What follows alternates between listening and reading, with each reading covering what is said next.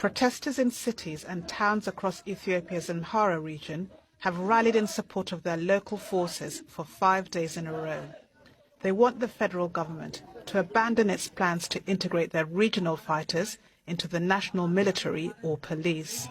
Violence near Amhara's border with Tigray forced some areas to impose curfews and restrict public transport. The plan will apply to 11 regions which have their own fighting groups and use their own languages. The government of Prime Minister Abiy Ahmed says it's critical for the national unity of Ethiopia.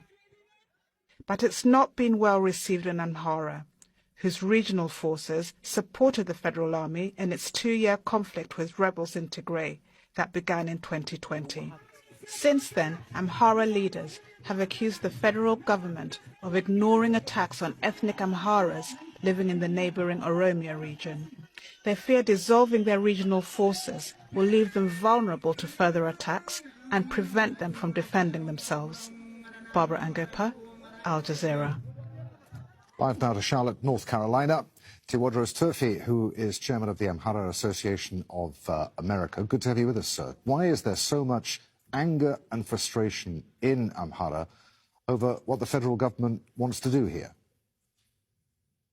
Adrian, thank you for having me on your program today.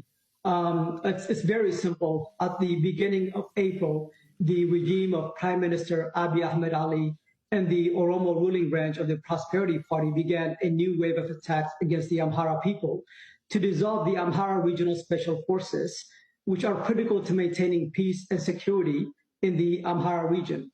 This unprecedented, illegal, and unilateral disarmament of the Amhara Regional Special Forces will leave millions of Amharas defenseless and also helpless.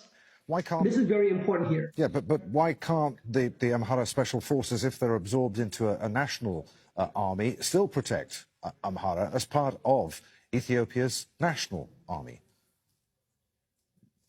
That's a very good question. The Amhara people do not have trust in in Prime Minister Abiy Ahmed Ali. The purpose for disarming is really dissolving and really not incorporating them into the Ethiopian military.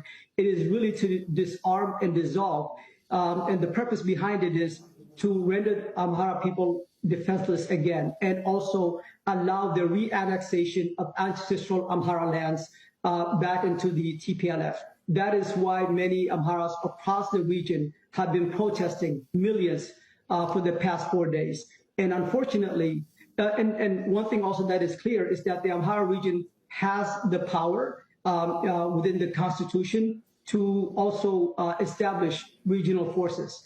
Prime Minister Abiy Ahmed Ali did this without communicating to the Amhara people, explaining the reasons behind it. This is just a unilateral and an illegal move by Prime Minister Abiy Ahmed Ali. At a time when the country no longer needs this level of instability, Abiy Ahmed Ali is causing instability again within the country. How dangerous is the situation then? Could this turn into a situation where Amhara regional forces are fighting with the national army? Could civil strife ensue? It's already started. They have been protests for 4 days straight across the entire region. Millions of people have come out to the streets.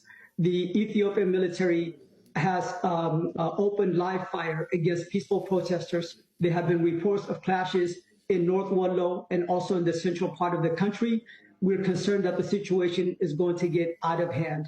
And that's why we are pleading with the international community to quickly step in and condemn the actions of Prime Minister Abiy Ahmed Ali and his administration, and to impose targeted sanctions against Prime Minister Abiy Ahmed Ali, General Burhanu Jula, and also General Ababaw Tadeso, who are responsible for this. If this does not happen, if the international community does not quickly step in, we are very concerned that not only would this further destabilize the region, but the country, the Horn of Africa, and the entire continent of Africa as well. We're talking about a country that is 5 times the size of Syria. We saw what happened in Syria. There's about 115 million people in Ethiopia. And this is really unnecessary. In the past few weeks, several generals have been arrested already, including Maskaram Abara. that was arrested yesterday. This is her third time this year that she has been arrested. Civic leaders, youth leaders, they're just being abducted by Ethiopian security personnel without any provocation at all. And so that's why we're really asking the international community to quickly step in. Okay. For 4 days, millions of people have been protesting.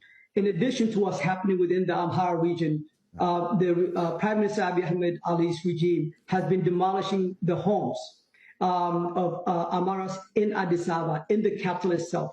As a result, thousands of Amaras have been made homeless. Okay. This is incredible, and this is unprecedented. All right. So we're going to have to edit there. Many thanks indeed for being with us. Chiwodros Turfy there in Thank you North for having Carolina, me. Charlotte, North Carolina.